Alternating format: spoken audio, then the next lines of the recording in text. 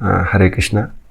आज का विषय है कि जैसे कि आत्मा मरने के बाद जब पुनर्जन्म होता है, ऐसा शास्त्रों में बताया गया है।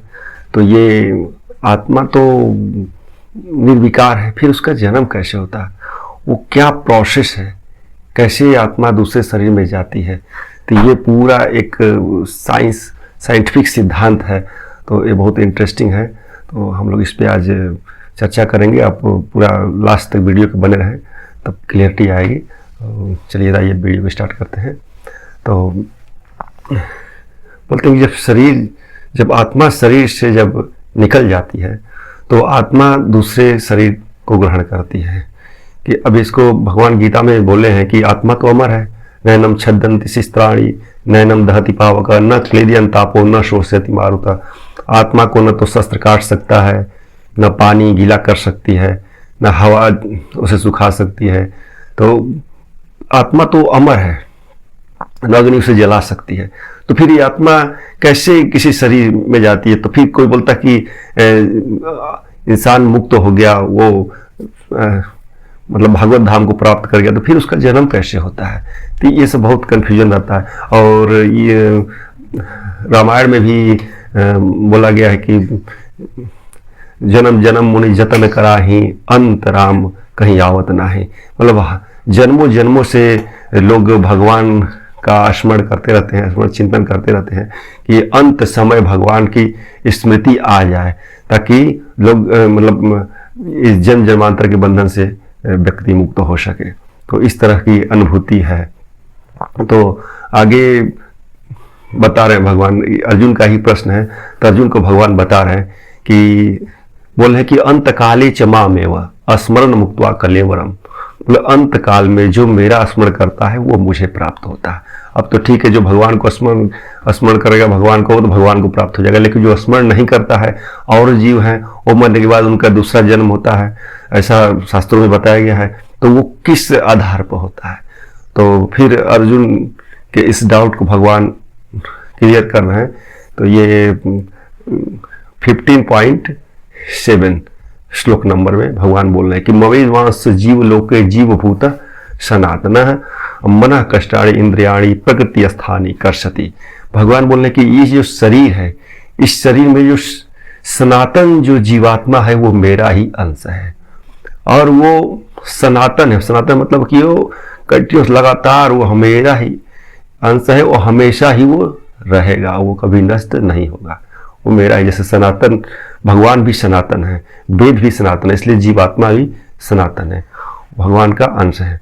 और वह इस प्रकृति में मन और पांचों इंद्रियों को आकर्षित करता है। ये जो जीवात्मा है, भगवान का जो अंश है, वो इस प्रकृति में जो मन है और पांचों जो इंद्रियां हैं उनको आकर्षित करता है।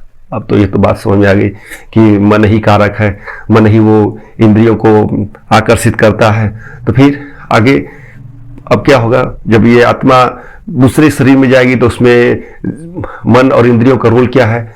तो आगे भगवान बोल रहे हैं कि शरीरम पदवाप्नोति पच्चायुत क्रामतीश्वरः गृही शैतानी संयाति वायुर्गंधानी वासयात।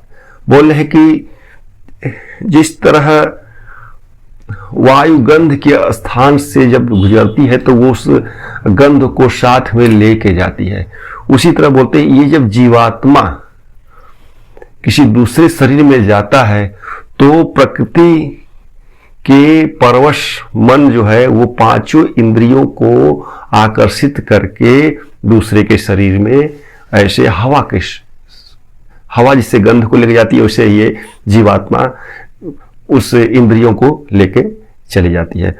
अब चूंकि मन में जो संकल्प है या जिस तरह की इच्छा या भोग विलास की भावना है, तो उसी तरह की भावना को लेकर के वो दूसरे शरीर में जीवात्मा जाती है और उसका जन्म होता है। यहाँ से ये सिद्धांत निकल के आता है। और रही बात की मुक्ति कैसे होगी, तो मन जब निर्विषय हो जाएगा, जब मन में कोई चिंतन, जो इंद्रियां हैं वो प्रकृति से जब इस पर कोई असर न हो मन पे, इस प्रकृति से जो परे हो जाए, अर्थात जो मन जो है, जैसे कि मन एव मनुष्याणाम कारणम बंध मोक्षयो बद्धम तु विषया आसक्तम मुक्तम निर्विषयम मन। बोलते हैं कि मन जब विषयों में बंधा हुआ है, विषयों में आसक्त है, तो मन बोलते हैं वो बंधा हुआ है, क्योंकि जो विषयों में आसक्त रहेगा, विषयों का चिंतन करते हुए जब वो जीवात्मा शरीर को त्याग देगा, तो फिर वो उसी विषय के थ्रू ट्रेवल करके दूसरे शरीर में चला जाएगा। और जब निर्विषयी मना, जब मुक्तो निर्विषयी मना, मतलब जब मन जब निर्विषयी हो गया तो विषय का वो चिंतन करेगा ही नहीं, तो फिर वो दूसरे शरीर में नहीं जाएगा, अर्थात वो मुक्त हो जाएगा। आज जो भगवान से प्यार करेगा, जो भगवान का चिंतन करेगा, जिसे अंतकाले च मामे भगवान बोलते हैं कि अस्मर मुक्त्वा कलेवरम, इस कलेवर से, इस संसार रूपी कलयुग से पार होने के लिए मेरा जो चिंतन करेगा वो भगवान के धाम चला जाएगा। तो ये पूरा कॉन्सेप्ट है। और अगर आप लोग को अच्छा लगा हो वीडियो, तो वीडियो को लाइक करें और चैनल को सब्सक्राइब करें। इसी तरह की नॉलेजफुल वीडियो में लेके आप लोग की याद रहता हूँ। तब तक के लिए सबको हरे कृष्णा।